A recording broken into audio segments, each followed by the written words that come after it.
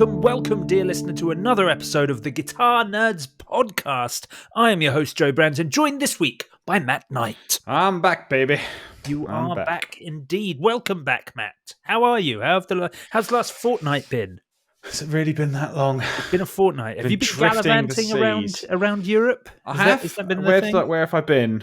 Going to Belgium next week. I've been to Slovakia, Czech Republic, Lovely.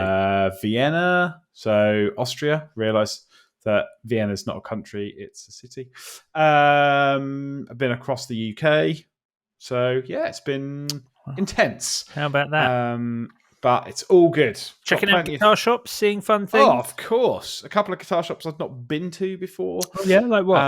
Klangfarbe. Klangfarbe. Klangfarbe. I don't know what that means, but it's in Austria, in Vienna, built into a building called the Gasometer, which was the original gas storage for Vienna. Right. It's a really, really cool building, massive store. So that was really cool. It's going there. They've got a really cool boutique custom guitar room with some cool stuff in it. So that was quite cool. Where else did I go? What else did I see? Qatari. In Czech Republic. They have their own guitar festival usually. Yeah. But that's a really cool store, 2 floors. What I like about that is that you've got a second floor that is... There's a brass section and some offices, but then there's also a cafe area. And I just always really like that. They've got a vending machine you can help yourself and coffee machine. I just think more music stores should be a combination of a coffee shop and a music store, and I don't know. Makes it a bit more relaxed, doesn't it? I imagine if there was a coffee shop or something like that worked into it as well, I'd feel a bit more comfortable. Just hanging out there. Sometimes you can feel a little pressurized. Yeah, to do something when you're in a guitar shop. I described an idea to Amy, and she was just like, "You've just described a shopping centre," and I was like, "I have, but it's on a smaller scale. So let me explain." Maybe this is more of a UK thing. I don't know. I haven't really witnessed. No, I did go somewhere in America, but you get those big they're like food courts, but it's loads of small individual restaurants. So you go in and it's one big food hall, and then on the outskirts it's all restaurants. There's one in Brighton as well. I can't remember what it's called. And I was like, we need something like that, which is one big open hall, but then one side's a guitar shop, and then there's a coffee shop, and then there's you can go and buy records, and there's also a tattoo parlor, and then I don't know. I kind of want to bring all of my favorite things together in one big hall. Well, you should. Because I was I got a tattoo the other day. I was like, tattoo, I'll go and buy some records. I'll go and look at some guitars, Maybe I want a coffee. All of my favourite things combined. You want Matt Knight the Shop. That's what you're Matt Knight the Shop. Maybe that's what I should change my name to. Matt, beard, nice barbers. Get the beard rocking. But alas, I have no money to start such a business, Joe. Well, we'll see. We should go to the bank with this idea. Laughing all the way to the bank. So, so I've been around quite a lot, but I'm back. Did you see any remarkable guitars or rare pedals? The shops are obviously great, but did you see anything that, really lit a fire under your bum? Guitar-wise, not so much. Unless you want to talk about 5-string sparkly Dingwall with fan frets. I was for goodness sake. That's the kind of bass I would play. This is not the podcast for that sort of an instrument. But I did see in Qatari. So if you are based in or around Prague and you want to buy this, they had a 65 Fender Bandmaster with matching 6x12. I mean, it was just that thing's going to sound awesome. 612. 612. Because I was like, that can't be a 610 because it was too wide for a 610. And I was just like, so it's a 65. And they had they also had a 64 Bandmaster with matching 212. So how much was the Bandmaster with the 612? It was about €6,000. No, I don't think it was that much at all. It was about €3,000 maybe. That's not too bad. It's difficult because Czech crowns. Yeah. They just, you look at the number and you're like, I don't understand.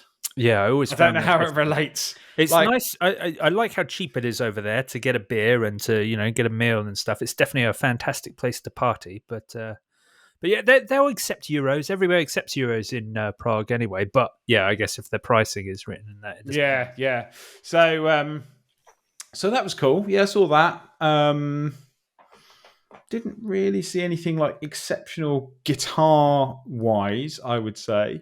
But yeah, that was definitely something that stood out to me. And also, I can't remember the name of it. See if I can Google it. But they had an amp from Mad Professor. Obviously, you'll know Mad Professor from the pedal brand, but they also make amplifiers as well. And they had basically, as I've always described, my kind of dream amp, which is one control. Oh. I'll see if I can find it. I don't even know if they even make it anymore. They probably don't. They don't. So it must be discontinued, but it was basically a Mad Professor amp with one control. Basically just had a volume. And that was it. And I can't remember what it was called. I'm sure if I went to the Qatari website, I could probably find it.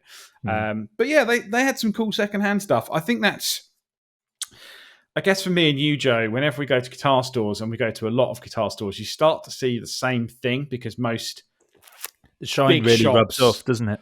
Yeah, well, most big shops all stock the same stuff. So unless they're really known for like, I guess like really high-end custom shops or things like that, you tend to see the same models everywhere because they are the most common models. Yeah. So secondhand tends to be where you find a lot of the kind of gems, I guess you would say. Yeah, absolutely. Unless you're really set on something, just the way that I guess online shopping is these days. Unless you're really set on something, then you've seen everything you want to on the internet. I know you can go and play it in the shops still. So I understand that, but it's what really gets you excited is when you see something that you've never seen before, and that tends to be something very custom, so very expensive, or old, weird. I love guitar shops for just being really weird. I was a couple of weekends ago. Actually, whilst Nam was on, I went to Rye on a little weekend break with my partner Emma for her birthday, and we were walking around Rye, and there was this little guitar shop, and Emma was like, "Oh, do you want to go in?" And I was like, "Oh, yeah, you know what? I will. I'll go in. We'll have a look." And it had like a sign saying like "We're still open" sort of thing on the front. I was like, I went in, and there was you were immediately at the counter, and there was like. Right. Maybe 15 guitars in the whole place, and the place was full of cardboard boxes. He was like unpacking stuff, but it was just you couldn't move around in there. So my choice was just to stand there or to leave, and I didn't want to just turn around and leave after I've just walked in the door. So I like bought a set of strings and some plectrums, neither of which I needed. Just because I felt so bad. I didn't just want to turn around. And the guy did not give a shit that I was in that shop. I tried to have a conversation. He had like a baritone Dan Electro Longhorn next to the counter. And I was like, in Silverburst. And I sort of was like, talking about that, how glad I am that Dan Electro brought it back. He didn't care. He did not want to have a conversation with me. He was like... Yeah, no, it's like it's an original, mate. I didn't even know they discontinued, had it here so long. And I think this is always the thing that I think in the UK, like in America, certainly, and certainly from times I've been in Japan, they do have a bit more of that like pawn shop culture. Yeah, and we just don't have that here. I hate that we don't have it. And I think that's. Yeah, it sucks. But basically, you just don't really find anything like that. Used to, like back in our younger days, before the kind of internet and that. But the first guitar shop I worked in was purely sort of weird secondhand stuff, and it was full of just random things, mostly from the late 70s and 80s that you'd never heard of. like Um, solid state Marshall amps and stuff like that. I did play a bit of one guitar actually, but more work related. But we've got a person who works for us now who used to own and certainly and run vintage and rare. Oh, So right. Wow. we went and did something the other day, and I was like, "Oh, can you bring a guitar?" And he bought his 62 Strat. He was like, "Oh, it's, my 62 Strat." And I was like, "Oh, yeah, just casually." And he drove to where we needed to go, and it was just on the back seat, no case. Oh, Just like leaning up. He was like, "I probably should get a case for it, really." And I was like, it's already got a fair few dings in it. It's quite cool though. It's a 62 body with a 65 neck, right. refinned in black with matching headstock. Oh, that's cool. I can get behind that. With Um, a parchment guard? yeah, with like a parchment guard. Yeah, very It's nice. wicked. Very, very cool. Lovely.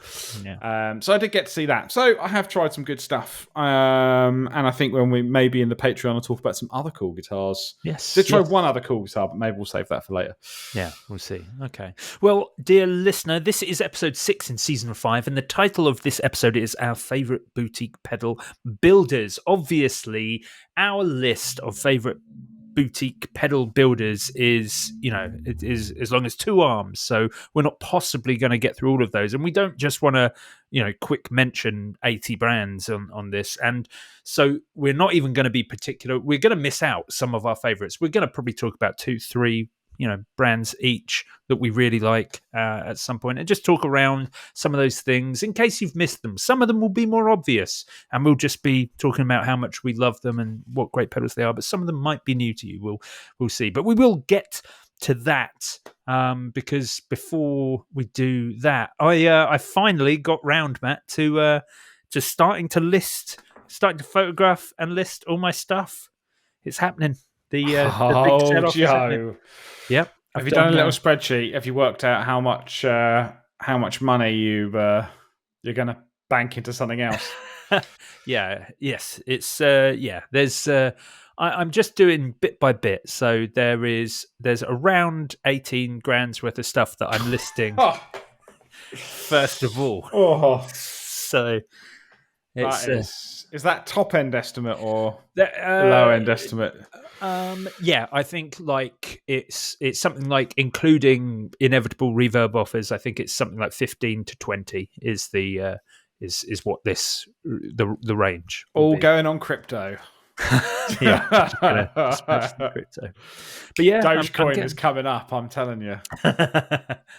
But I've started to put things together, started to get a few things together. Slow start today because I've got to clean up, restring a lot of things. Some things need a little work because, of course, I've got so much stuff that just sits idle for so long.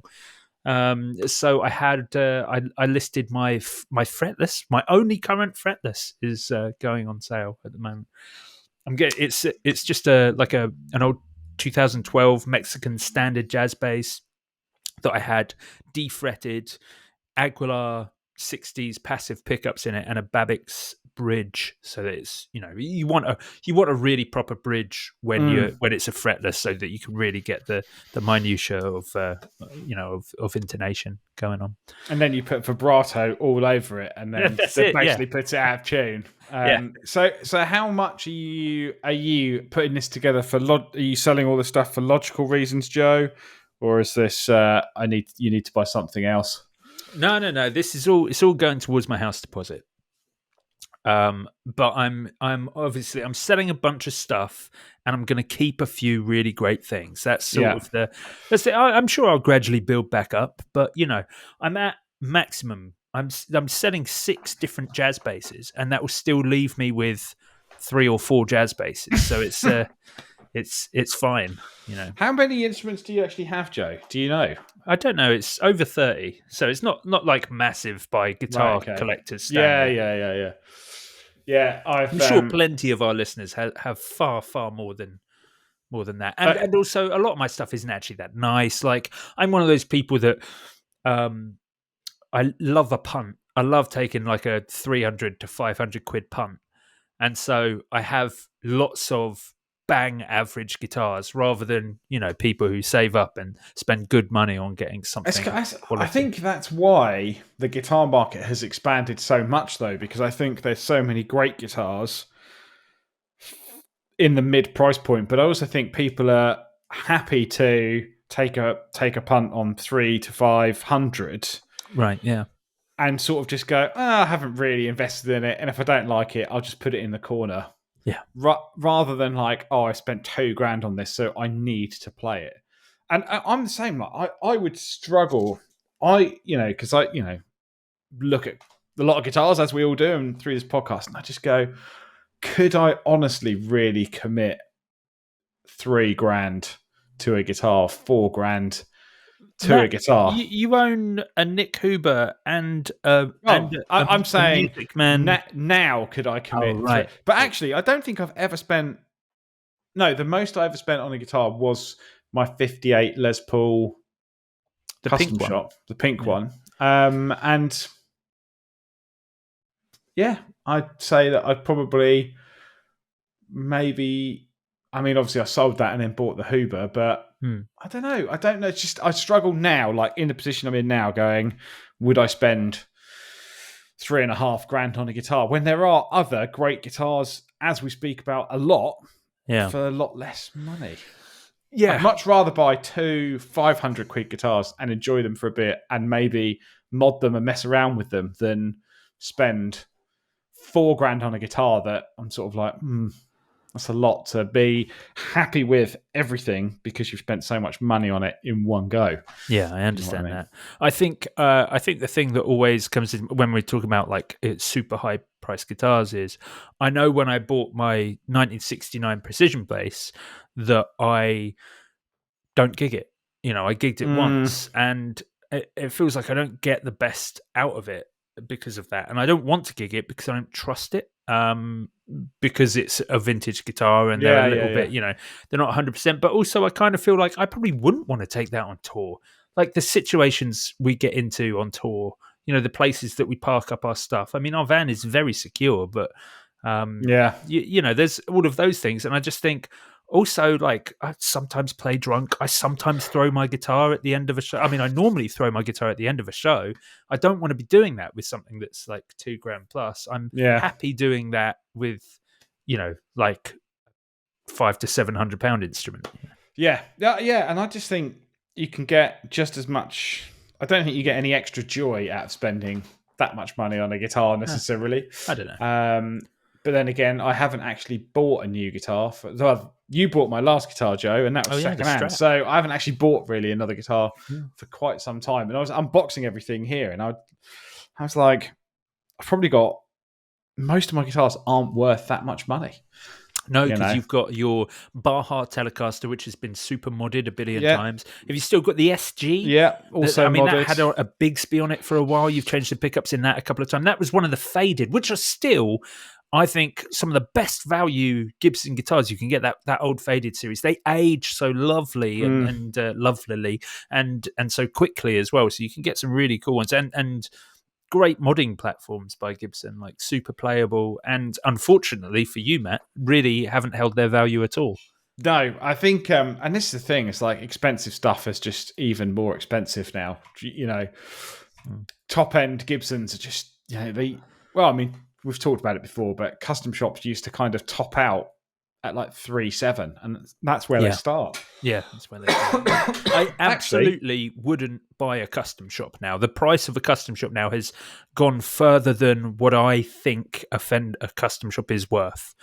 I just wouldn't be willing to buy with. It's part of the reason why, because I've got, at my 40th birthday later in the year, it's why I went to Rigby Music in Manchester, who do a Fender style custom builds for great prices. Like the one I've ordered is well under $2,000, and I've had essentially access to the full range of custom options that you get from the Fender custom shop, just without Fender on the headstock. Guitar Nerds is sponsored by iZotope and Native Instruments, two companies who provide the bulk of the recording and editing tools used by Guitar Nerds. If you have a home studio or if you're thinking about getting into demo recording from home, then iZotope and Native Instruments provide the tools that you need to make premium quality recordings with ease and with virtually no equipment other than your guitar and laptop. iZotope make all the voice editing and audio repair tools that I use for the podcast each week, and Native Instruments Guitar Rig 7 is one of the best, most comprehensive collections of virtual effects and guitar amplifiers available anywhere. Use discount code NERDS10 on any product in the iZotope and Native Instruments catalogue for 10% off their fantastic range of tools. Yeah, I know. Oh, I mean, we talk about Trent, we talk about things like that. I just think amazing for the money.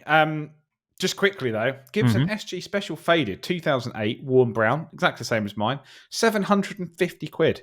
Really? On Reverb, I which is thought they'd be basically about what they were, 500 quid. which is I think is more money than they were new. Yeah, I'm pretty sure. But a great guitar, absolutely awesome guitar. But yeah, I'm also on the selling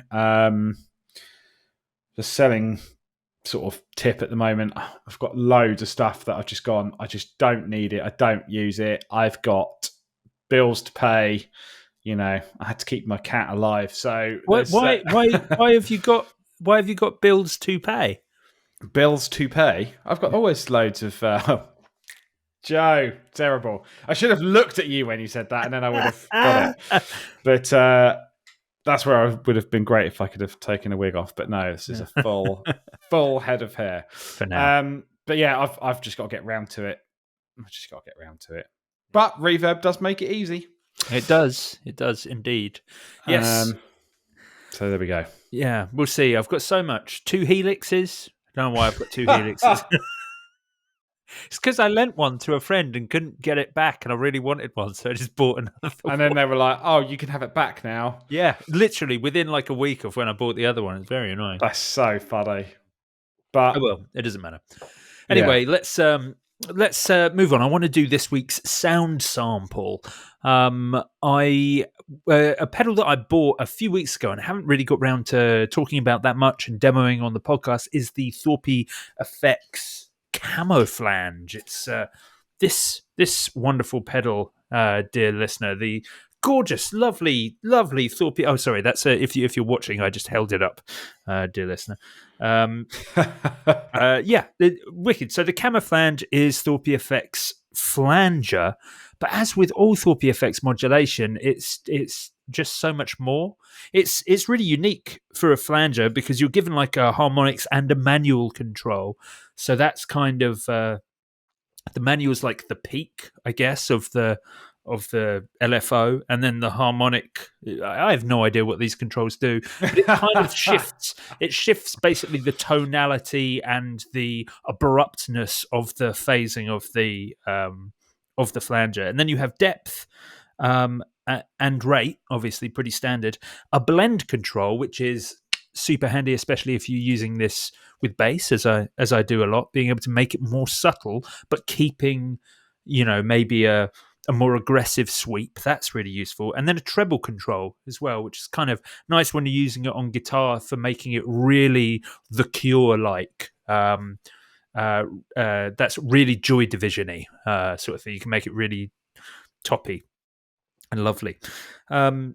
And also having like a wet dry out on it is very, very useful. Not something that I ever used because I'm never running any wet dry or stereo mixes or anything like that. So it was fine absolutely as it is. It's very much based off a Electric Mistress.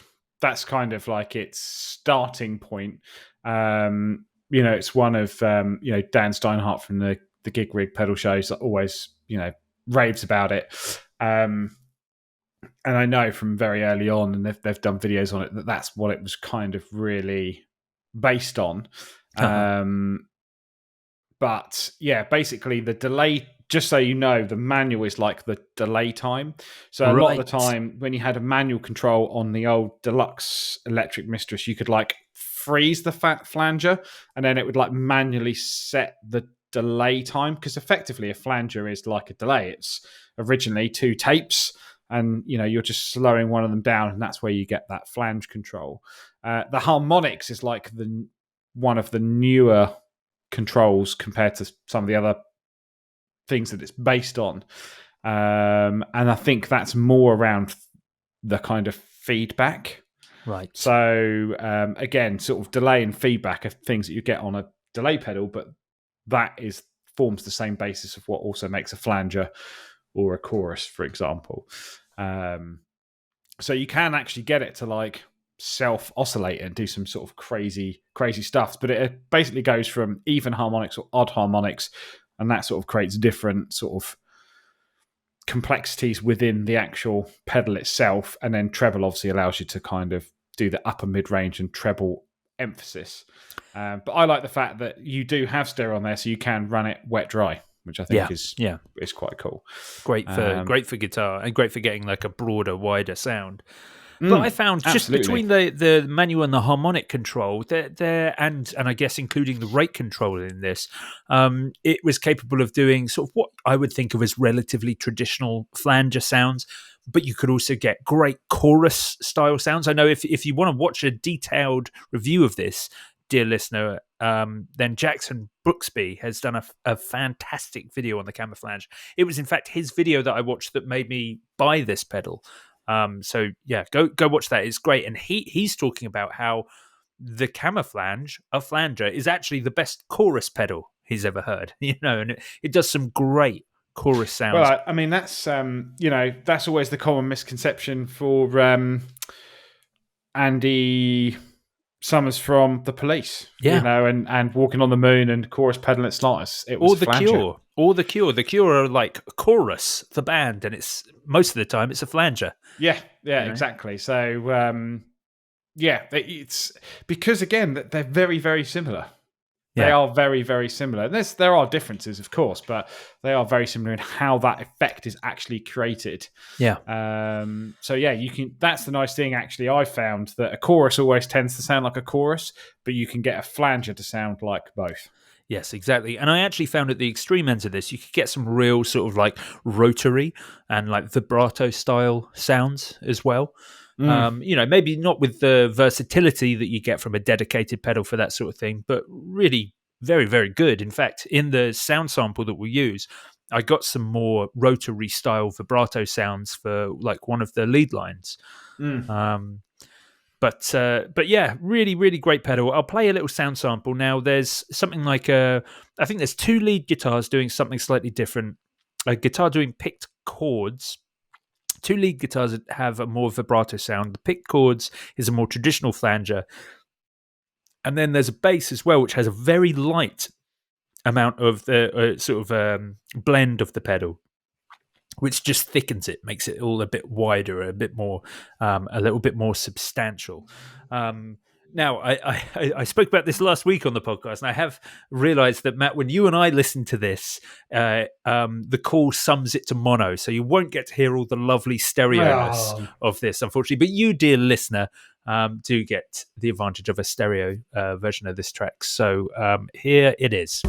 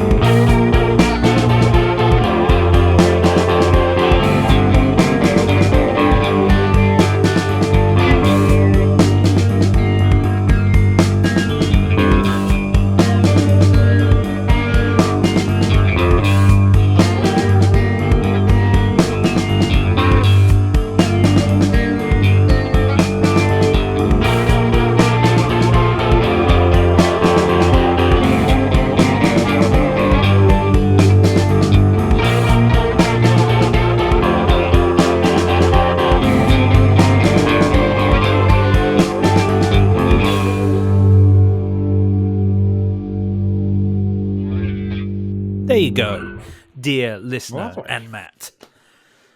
The I Thorpe like it. FX camouflage. Yeah, it's so good. It's such a versatile tool. I kind of think of it like an all-in-one modulation box. Something if you were in the studio, you just had this to provide all your modulation, it will kind of do a bit of everything. And just Yeah. with some real subtle tweaking, you can get just such a broad range of tones from it. I think it's a really fantastic pedal. Yeah, I would absolutely agree. And again, just another sort of home run from Thorpe. Yeah, really. Yeah. Well, a pedal that he made a while ago that's been out for a fair bit. It's been out for 4 or 5 years now, I'd say at least. Just really passed me by, I guess, when it came out. Maybe There's I just just too wasn't much stuff coming out, Joe. That's the problem. There's just too many great things out there in the big wide world. So yes, yeah, exactly. Well, we'll see. We might talk a little bit about Thorpe again later. I don't know. Is he in our list? Yes. It's sort of related. Yeah. Okay. Well, we'll see. We'll see if we come back to that. Now, before we do move on to talk about our favorite boutique pedal builders, Matt, you've had some hands-on time with Rabia's signature model. Is that right? I have, yes. So alongside trying some cool stuff in stores, I did get to spend some time with our wonderful friend Rabia. I don't know if you've actually had a go on this as well, Joe, but yeah, I had a bit of hands-on time with Rabia's new signature. I think it is basically a Sabre model that is modified to his sort of taste. Yeah, so he told me he's got like a big baseball bat neck on there. Yeah, it's because like he thought all music neck. men have really thin, skinny necks. Yeah, it's a massive neck. It's also he actually gave me, and I played both the prototype and the modern one. Oh, cool.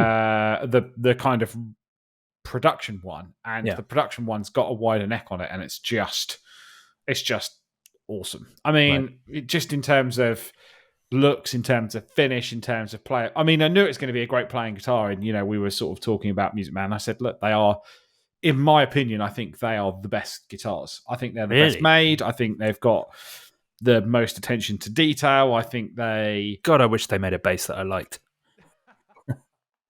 The Joe Dart one, I hate that, man. Single pick. It's just, awesome. So yeah, got a lot of time to play that, and it's really interesting because he was also talking about the carve on like the neck heel. Oh yeah. Again, between the prototype and the one that came out, and just shaving a bit off to make like a difference. The fact that it's got his bare knuckles in it, which obviously he's had a long time developing with bare knuckle. That alone must push the price of the guitar up a lot. Putting proper bare knuckles in it. It isn't available for sale anywhere yet, but I guess they haven't been made yet. So I think there's probably orders, but not actually listed on any sort of dealer website yet. Right. But yeah, 2 colors I think we talked about before. They both look amazing. The Frenzied Flame is direct only. That's the maple board. Right. I did play both. I actually preferred the is it on their website? It is on their website under New NAMM 2024. I think we talked about it when we talked about NAMM. We did talk about it. I just didn't look it up weeks ago. At the time. But yeah, just Rabia obviously knows guitars. He's a great player. He played me a bunch of his sort of new band stuff as well, which was recorded a lot on these. And he just knows how to dial in a guitar.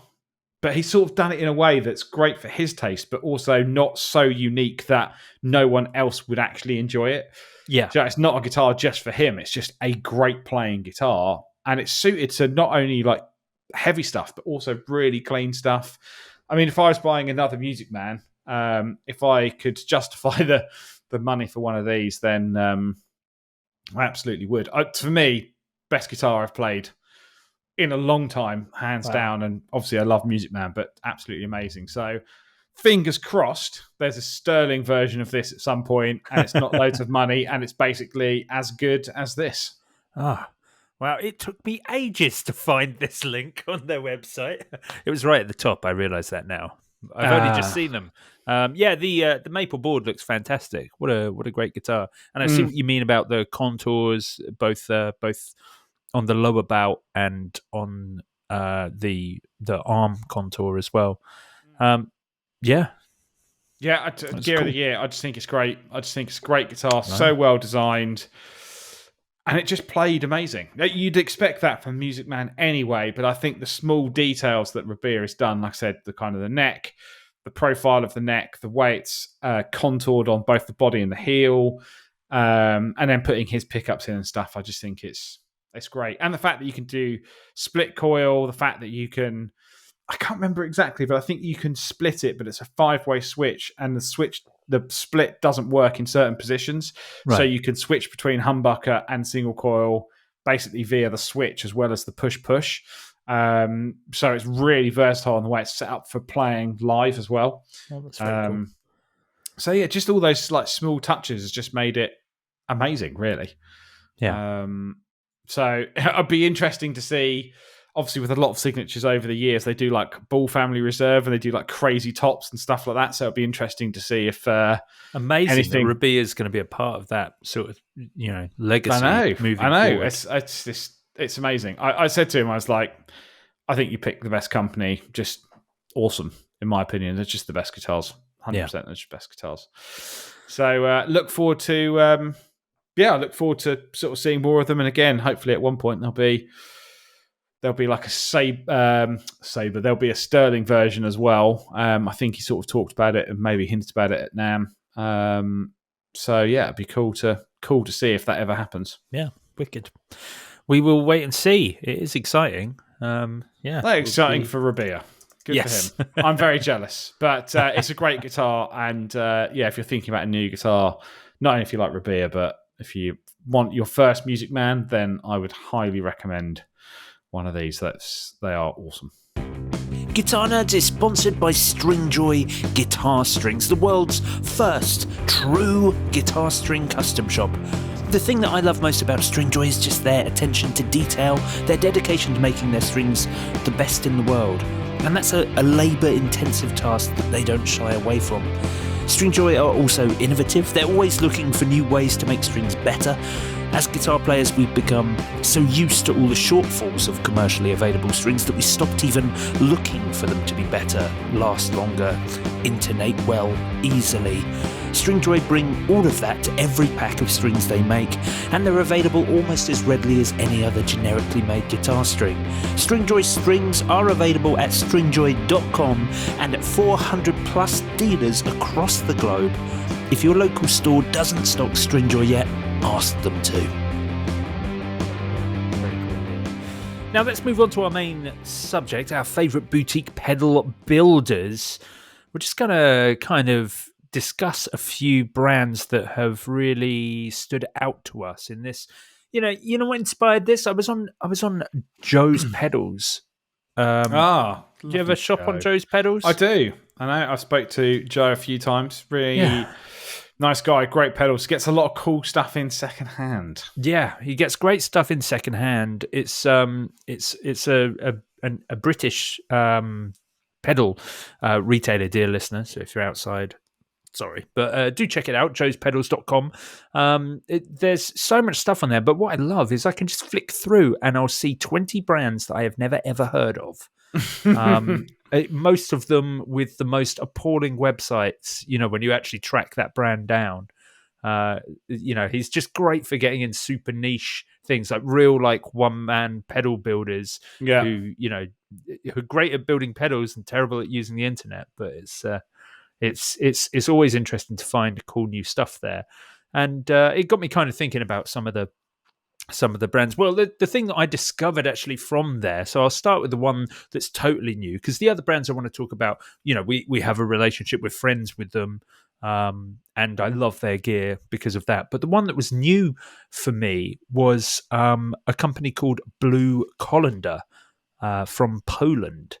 That I Colander is in the thing that you drain your pasta with. Yeah, that's right. Yeah. Okay.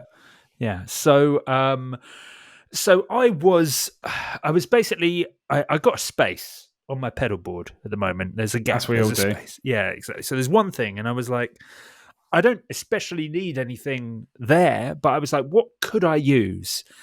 And I was thinking, I was like, oh, maybe I'll get like a bass voice big muff. And the problem is that actually, when it comes down to it, a bass voice big muff isn't different enough from overdrive. Like, a bass is an ensemble instrument. So if I'm driven, I'm probably backing something up. It's not your main thing. So there's not enough of a difference between those two in the context of my band. So I was like, oh, what is it that I don't like? What frequencies would I like to be there for something crazy? And I was like, well, it's a rat. It's a rat style sound, but for bass, obviously, you're going to want to either run that rat with some form of blend pedal separate, and I only have one space, not two, so I can't do that. So I was like, well, I need a rat maybe that's voiced for bass. And I think I literally just typed that in to Google to see what came up. And one of the first things that came up was just a video on the Wetter Bass, which is a YouTube channel. And the fellow on the Wetter Bass was playing one of these Blue Colander Tremond distortion and overdrive pedals, which got me checking out the Tremond, which I found in the UK on Joe's Pedals after that. And it's kind of this cool, it comes in a couple of finishes, actually. They do it in this gorgeous sort of metal flake, like hammerite brown, but they do it in the proper rat style, simple sort of grey-black finish with bold white writing on it. And controls-wise, you've got a tone, you've got a master volume, you've got distortion, but then you have a clipping mode, which you can turn off, have asymmetric or symmetrical.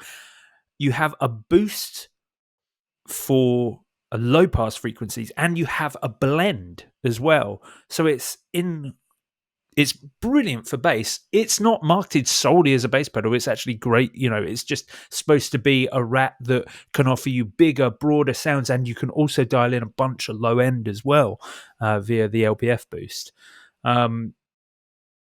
It's just a really, really cool pedal, and is very affordable, like €179 direct off of their website, which really isn't too bad.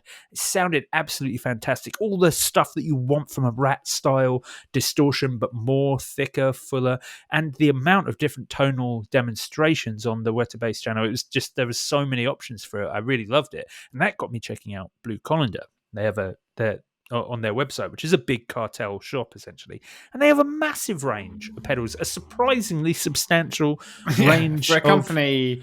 No offense to them, if they're listening to this, they might be listening. I'm like, I don't think I've ever heard of this brand before.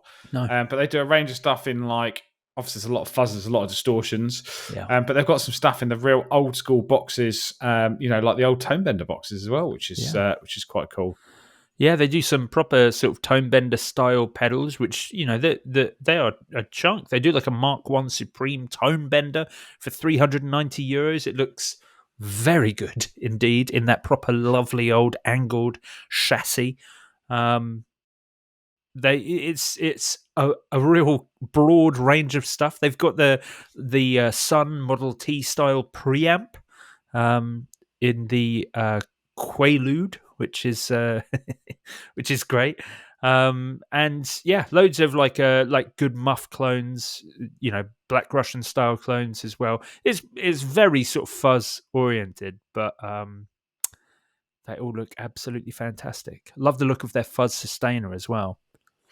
Yeah, I think certainly if you're after, they've got a lot of Tone Bender sort of, I don't know if I want to use the word copies, but Tone Benders, Zonk machines, those kind of things in those old enclosures, kind of built in a very similar way to the fact that everything's built on a very small sort of turret board, and it's point to point, and there's just not a lot of components in there. So certainly if you want to go old school, and of course they just vary so much because of the different components. So definitely if you're a fuzz collector, this is a brand that probably should check out, because I'm sure a lot of people probably haven't. I was just going to have a look and see. Yeah, basically Joe's Pedals is the only dealer in the UK. They've got a dealer in Australia, Portugal, Singapore, Switzerland, and the UK. Right. Well, and that's it for now. Yeah, well, it all looks absolutely fantastic. I think I'm definitely going to get something. Like the Tremond is the most sensible one for me to pick up, but some of the other stuff just looks more fun. Certainly for base. Yeah, For base, exactly. probably That's makes the problem. Fuzz is makes always sense. is going to have some issues for They've bass got unless you go for something voiced.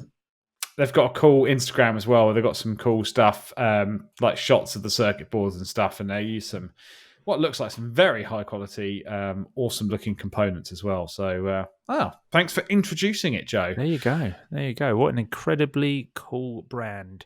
Okay, but that's my first one, Blue Colander. There you go. Nice to introduce something new to you, Matt, and surprising. You know, I expect you to know everything. Oh, I wish. Just the world moves too quickly now to try and keep up with everything. But I also think it leaves some things behind, and that's why I'm going to talk about this brand, which they put on their website as the original boutique pedal brand, and I would tend to agree. I think this is one of the first brands that I got introduced to, outside of your sort of Boss pedals, etc. And that's Zvex. And I just wow. Do you know? I love Zvex pedals, and I have ever since I sort of first got introduced to one. I think John Frusciante had a Fuzz Factory on his pedal board at one point. Yeah. Obviously, like Matt Bellamy from Muse, loads of people were talking about the Fuzz Factory. That was the kind of game changer. That was the gateway for so many people. Yeah. Not only to try boutique pedals, but also try something very different. And I think it opened the door for many other people to make pedals and go outside of the box or outside of the norms. And there was a great mini documentary from Chase Bliss about the Fuzz Factory, with Zachary Vex when they did the Bliss Factory. And he was saying that he was basically, I think he made like a Fuzz Face clone, and then he was up really late and someone was like, no, it needs to be different. And he like just wired in those 2 extra controls, and that's where it could kind of like oscillate and do all the kind of crazy pitch stuff and the Velcro stuff. And he took that into the store, and they were like, oh, this is great. We'll put it on sale. And if I remember right, I think it was someone like played for some band. I'm sure he played for like Shania Twain or something. It wasn't that. I can't remember, but it was like he was a guitar player for another artist, who you wouldn't really think, and then was just like, oh, this is awesome. Then like ordered another one, and then all of a sudden it like, I think he did an interview and he was like, oh, I love this pedal. And then basically everyone went crazy for it. And then that sort of spurred on the rest of the brand. And the reason I'm talking about it is because I don't think we talk about Zvex enough, because I don't think they've actually launched a new pedal for a very long time. Obviously Fuzz Factory was always really popular, and then quite a few years ago they brought in their Vector series, so they were mass produced in another country and then assembled in America rather than being hand wired in America. They did variations of the Fuzz Factory. They had the small pedals like the Fuzzalo, but I don't think they've done anything new for quite some time. And you see less of them about, but they are still a brand that exists and make great pedals. And I've owned lots of them. And I always just remember they were the brand that was there early on, before your JHS, before your Earthquaker. Yeah. That had like videos in 360p, and you'd like watch a video of the Johnny Octave and you'd be like, oh my God, this thing's amazing. Or I didn't even really, I've not given them solid time to actually think about them until you've mentioned this. But I remember being in GAC when we used to get like the Woolly Mammoths in, which was, obviously quite good for bass. And with the Fat Fuzz Factory as well, which was great. And I remember those coming in and us being like, oh my God, like look at the graphics on them. These cool, like I know. And it was nothing. There was nothing like that. These looked like they were made in a shed, and there was just no brands hadn't done that yet. That like boutique pedals didn't exist. This hadn't happened. It wasn't that long ago, and this hadn't happened. And how excited we were whenever a Zvex pedal came in, and also how expensive we thought they were, even though they've always been sub £200. But I guess, I think. They've got some great stuff, and I would say a couple that I've owned, I think are really worth owning. and I would definitely buy again. The first one is the Super Duper 2-in-1. So that's two of their super hard-on circuits Isn't in that just one. a boost? The hard It's- on. It is. So, but the Super Duper 2-in-1, they cascade into one another, and one's got a master volume. So the second one has got a master volume, so you can control the overall output of the pedal, and then one goes into two. So you're sort of, it's a big clean boost going into another boost, which you can also then drive really hard, but you can keep the volume down, but you can turn them on and off independently. Oh, that's which is very super cool. cool. And then the other one, which I've also owned, and I regret selling, this was a wicked pedal, but it's the J Mascis Signature. It's the Double Rock, and that was basically two Box of Rocks pedals, which is a kind of like a Marshall in a box type thing. But the good thing is that on each one you can turn them on and off individually, but you can also have 3 levels of subs control, which adds an extra bottom end. And you can switch between distortion or boost. So it's kind of got the hard-on circuit in there as well. So you can run it like a Super Duper 2-in-1. You can run it like a boost into a drive. You can run a drive into a boost. So you can set it up in lots of different ways. They do a vector version of it now, or have done for some time, which is about $250. Yeah, but they've discontinued a couple of the real old school ones, like the Seek Trem. They make a Super Seek Trem now, but back in the early days when they were doing things like that, I think they still make the Lo-Fi Loop Junkie, which I always wanted but could never justify the cost. But it's basically a super low fidelity 20-second looper that can only have one loop. You can't overdub or anything. Right. But it basically just made everything sound super cool and lo-fi, and I was just like, oh, it's just wicked. But yeah, brand we haven't really seen much from for quite some time. But do you ever play the Fuzz Probe much? No.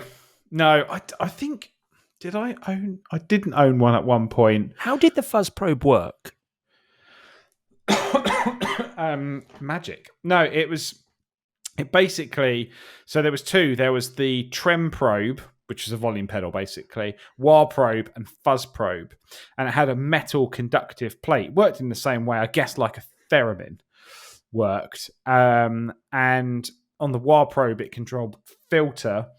On the, I can't remember what it controlled. I think it might have controlled stability on the fuzz probe. Oh, but really? It was splutter? Yeah, so it was no different. If you actually look at one, the top part is actually just the pedal. Right. And then there's just an extension plate on the bottom. So it's the same circuit. It's just one controller is controlled by like a conductive plate, basically.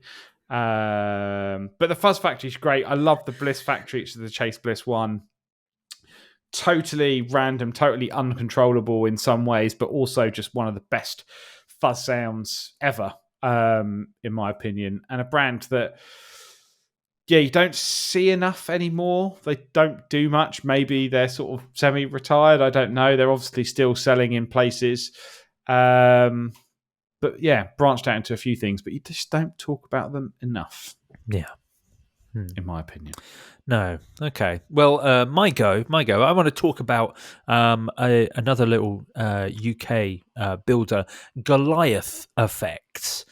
Goliath Effects, I guess we've spoken about before on the podcasts. Friends of the podcast, looking forward to seeing them at Birmingham this year. I know, Matt, obviously you're going. JD and I are going up as well. I know JD wants to get one of the DO5s, which are their sort of DoD preamp style, his version of that. But it's like a broader frequency range, so ideal for bass. At the moment, I've got one of the Desolation distortion pedals, which is two unique. One's a drive, one's a fuzz, and they've got two individual foot switches, but you can run them in parallel or stack them, which is great for creating sort of really crazy, weird drive sounds, but also just being able to control those a little bit more. But then one of the very cool things he does, a Mark II silicon tone bender in kind of like a weird Correction, Joe. chassis. It's the tome bender. Tome. It is, yes. Yeah, you're right. It is the tome bender. But he always does limited edition finishes, which is really cool. When you click on any of the pedal options on his website, you get like a bunch of options that you can select from, different ways that things are painted. I know with the DoD style preamp, you can get like this pink swirl finish, which I think sold out really quickly, or you can get like a blackout version of that pedal with like pink spatter, like a really bold, like pop lipstick pink paint spatter across it. It's very cool. He always has super cool finishes. He does custom shop stuff where he wraps them in like comic book pages and then lacquers over that. So they're just such wonderful one-off pedals. He loves this crackled finish sort of thing, which I can take or leave, to be honest. I prefer the other stuff. It's a bit metal for me, that crackled finish, but nonetheless they are super cool. And I know that they were on the pedal was demoed on that pedal show as well, the tone bender, which was pretty cool. Yeah, it's again a brand that we've not really talked about. Why I'm looking forward to going to the guitar show and actually seeing what else is out there and trying a few different things and understanding what people like and what people are asking for. Because, I think the thing about fuzz is inherently it's a very, very simple circuit. So it allows you to put your own spin on it. Yeah. And that's what I kind of really liked.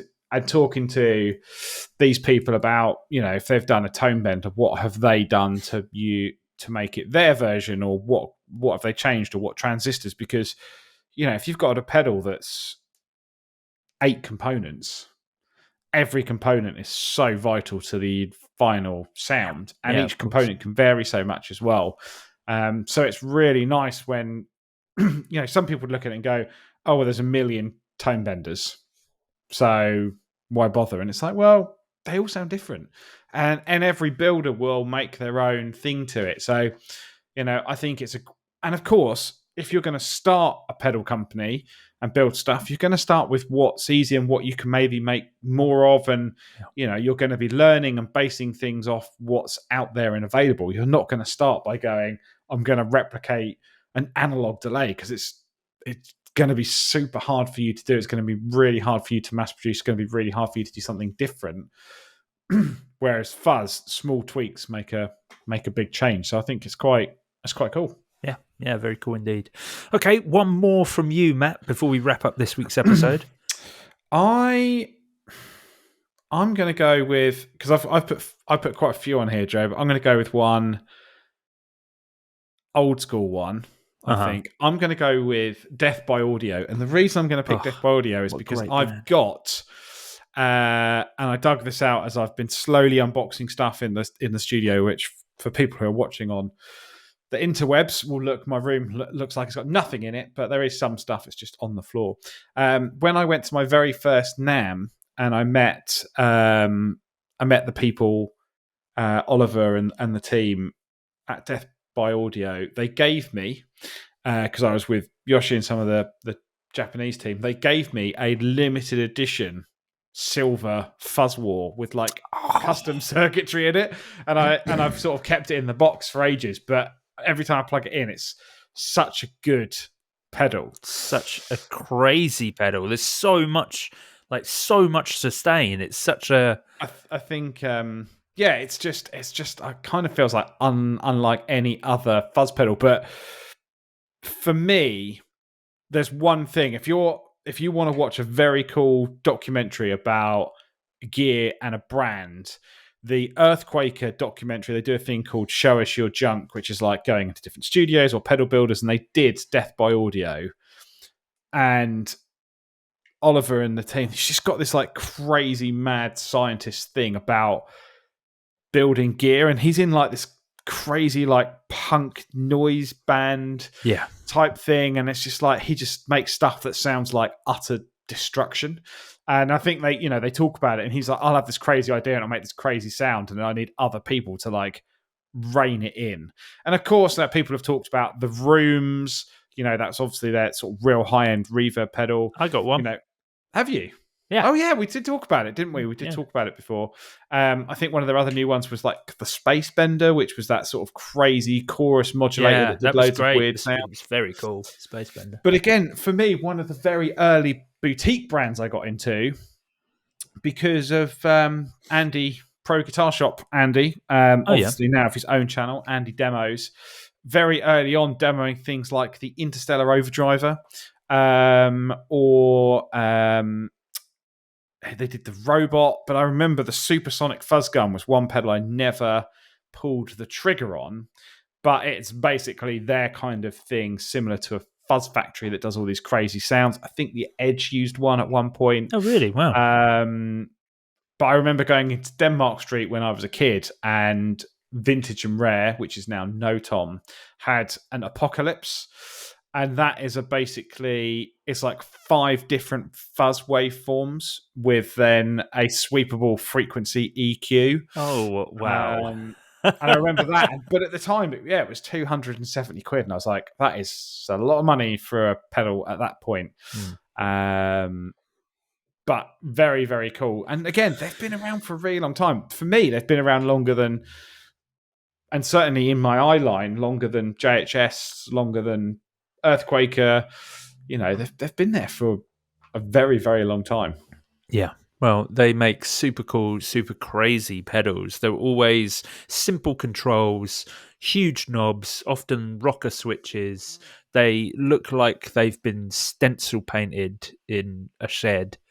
There's such a unique look and idea to Death by Audio, and just a brand that have really kind of stood the test of time, I guess, for a brand that makes such weird things to keep producing stuff. And they're, they're not cheap.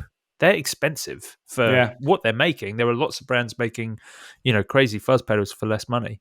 It just is testament to the quality that they're putting out. Yeah. So 2002, they've been going since. There you go.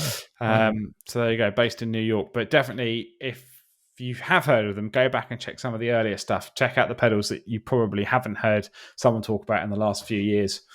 Things like the Supersonic Fuzz Gun. And I think you'll find some nice surprises. Yes, absolutely. Sure. Now, that pretty much brings us up to the end of this week's episode of the Guitar Nerds podcast.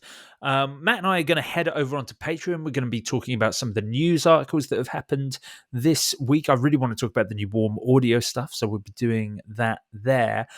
Before we go, I just want to thank our top tier, our $10 tier Patreon supporters for making all of this possible. Don't forget, dear listener, if you want to listen to us over on patreon.com/Guitar Nerds, you can go over there, sign up. Just $1 a month to get it ad-free, $5 to get access to the Patreon specials. Anyway, without further ado, thank you very much to Nicholas Strom, to Rocket Rob Patterson, Phil Sadler, Marcus Deluxe, Suresh, Dorsonic Pickups, Rob Witherden, Anton Fryant, Barry Gresbick, Steve Davis, John Conaway, Yogi the Guitarist, Ty Allen, Kyle Harris, Sean Hughes, Andy Hoffler, Eric Hemmer, Jeffrey Wax, Dan Pilver, Brian Einsler, Dylan Griffiths, Mark Hizao Kadawaki, Eric File, Peter Pesce, Chris Franklin, Andy Manley, Joe Puttick, Blake Wyland, Phil Radomski, Dave Lee, Ross Edwards, Jason Wharton, James Dorr, Jake Gray, Derek Rich, Scott Kennedy, Steve Merkel, Abe Matthews, Christopher Loseth, Stephen Burke, Robin Smith, Kytopia the Band, JD Short, Andy McKenzie, Brad Page, Rob Nordvik, Scott O'Brien, and of course, Moog Gravit. There you go. There you go. Whoop, whoop. But yes,